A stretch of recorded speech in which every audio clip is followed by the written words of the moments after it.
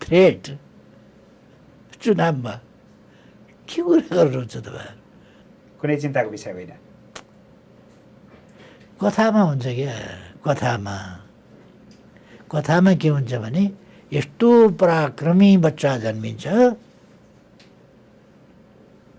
जन्मिने बित्तिकै क्या राम्रो रहेछ त्यो फल खानु पर्यो भनेर सूर्यलाई चाहिँ नि झम्टिएर टिपेर खान खोज्छ, दौडिएर जान्छ सूर्य भएको ठाउँमा, च्याप समातेर मुखमा हाल्दा थुतुनु पोल्छ। अनि तातो पो रहेछ भनेर ती फ्याँकिदिएर फर्केर आउँछ। यो कथामा हुन्छ। तर ज्यादै छोटो समयमा उनीहरू अघिल्लो निर्वाचनमा चौथो शक्ति भएर आएको कुरालाई पनि त नजरअन्दाज त गर्न मिल्दैन होला नि त। फेरि तेस्रो चौथो शक्ति भनेको चाहिँ फेरि पनि भइरहेको छ, तेस्रो त हुँदैनन्। अहिले त पहिलो हुने नै दाबी छ उहाँहरूको, तेस्रोसम्म त हुँदैनन्।